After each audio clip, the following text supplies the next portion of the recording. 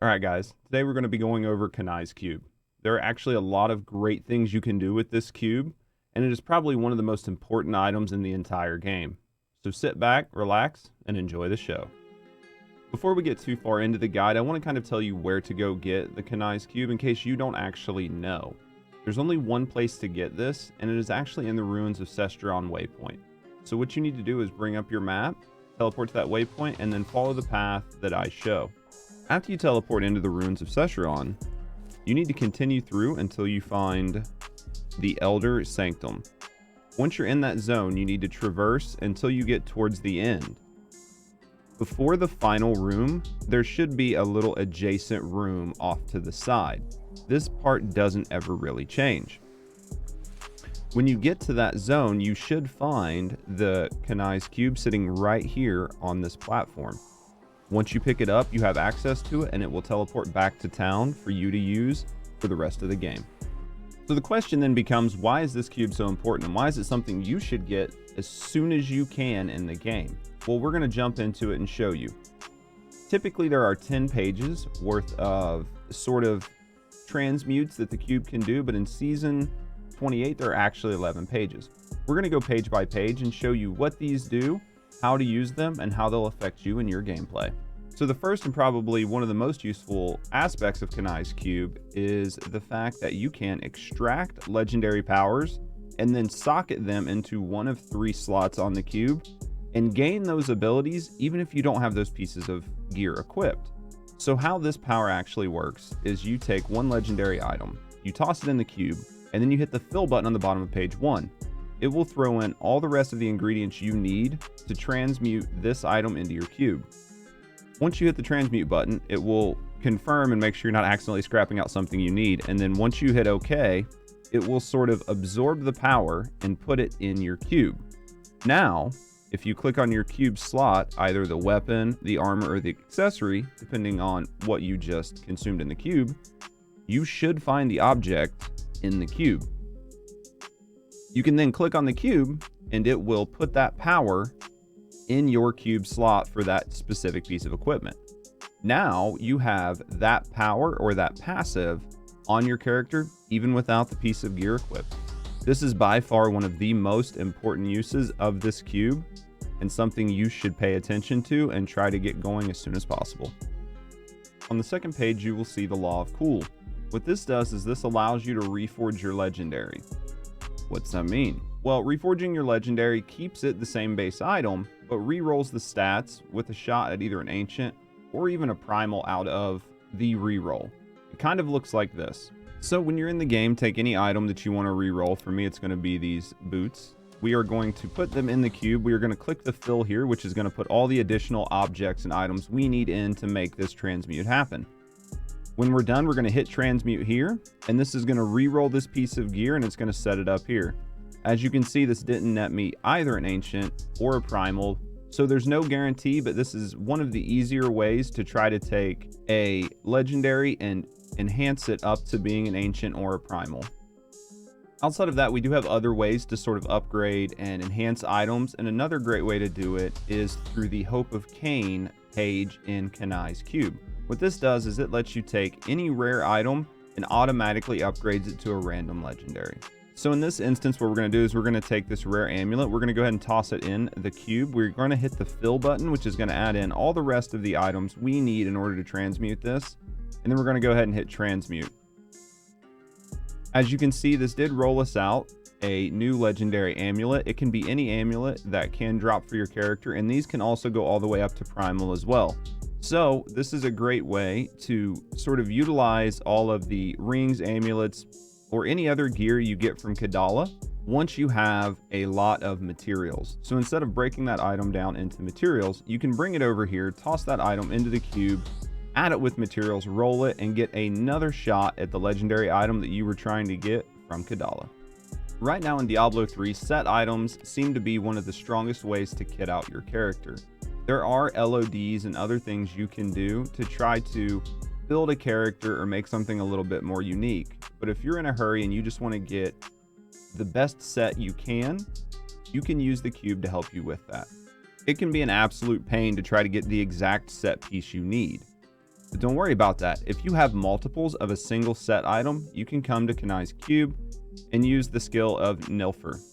Just toss in the set item that you want to re-roll and fill it with Dragon's Breath and Forgotten Souls through the fill here.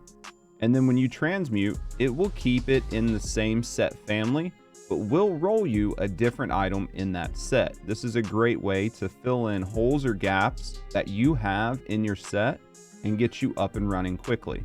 Don't forget, once you get these items, you can always go back to page 3 and try to upgrade them to get yourself Ancients or Primals. Season 28 has presented some unique opportunities with the Altar of Rites. There are different things in here that will enhance or modify your ability to play the game. And one of those is a upgrade that lets you remove the level requirement from all items. Prior to Season 28, this was not something that we really had access to. Because of that, people had to use the work of Cathan in the cube to remove level requirements on items so they could power level their alts.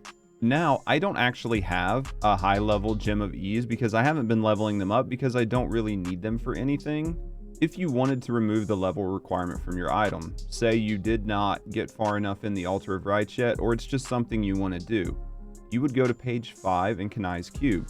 You would take the item that you wanted to remove the level requirement from, we'll say this Broken Crown, and then you would take a level 25 plus Gem of Ease, which unfortunately we don't have, and you would put that in the cube as well.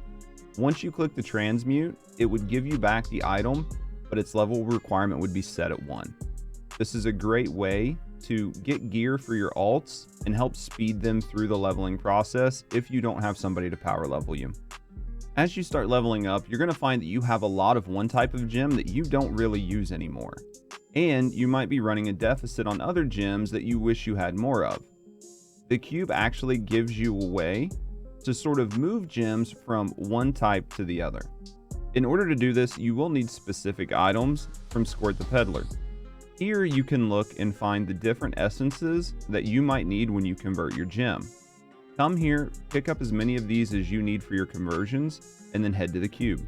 Once you're at the cube, you need to put in 9 of any gem. It always has to be a number divisible by 9, and you need 1 essence for the type of gem you're wanting to convert to. You can do this with any type of gem. It doesn't matter what level the gem is, only that you have 9 of them when you hit the Transmute button.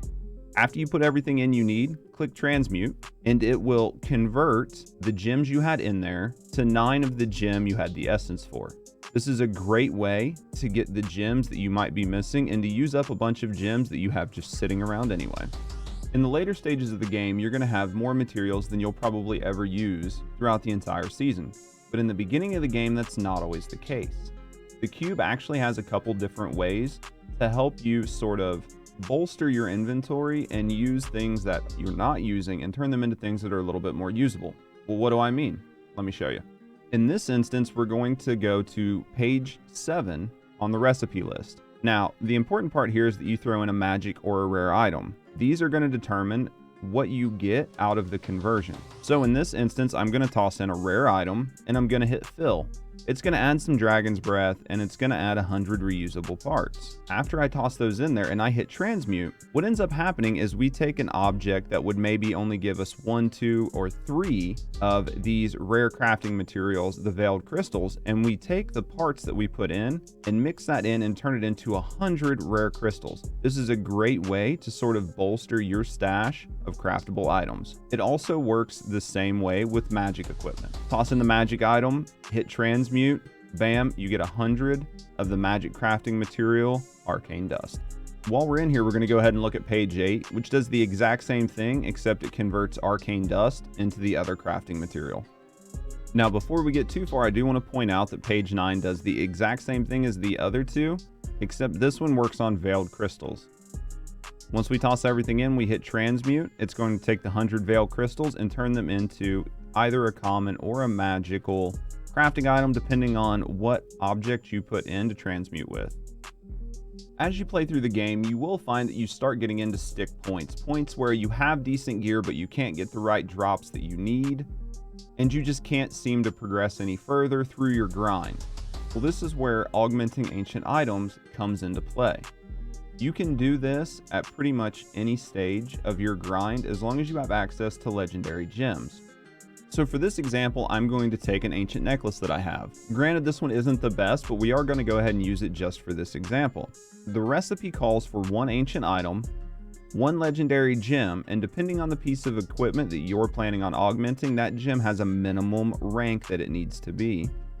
And then we need 3 flawless royal gems of the type of stat we want to put on our piece of equipment. So for this example, I'm going to use my Squirts necklace. We are going to use topazes as the stat we want to put on our piece of gear.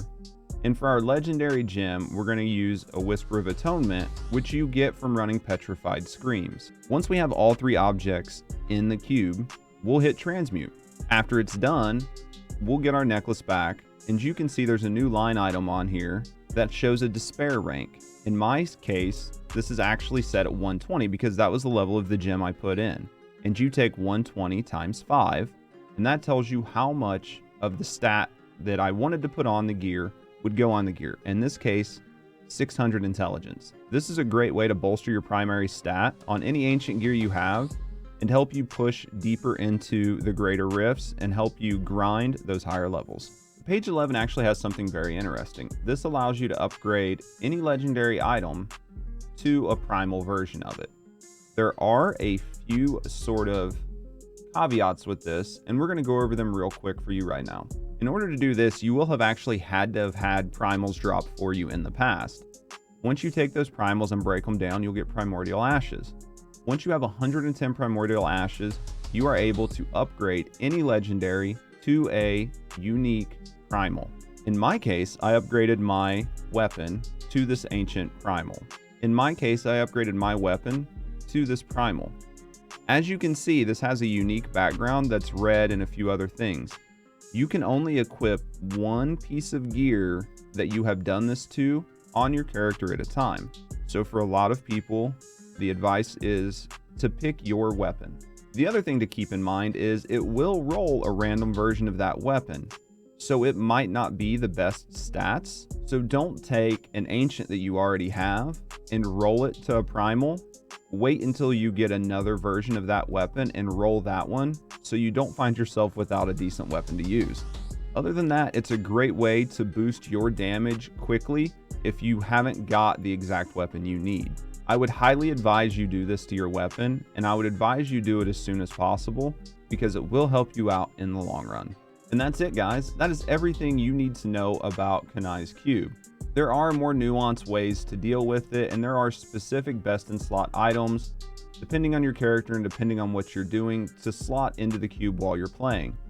This does give you a good sort of overview on how the cube works and what each page does, as there's not much information in the game to tell you sort of what they do. Hopefully you found this video helpful. If you did, leave me a like and let me know down in the comments what part helped you out the most. If you have additional tips or tricks for people and how to use the cube a little bit better, leave that down in the comments as well. And as always, have a great day.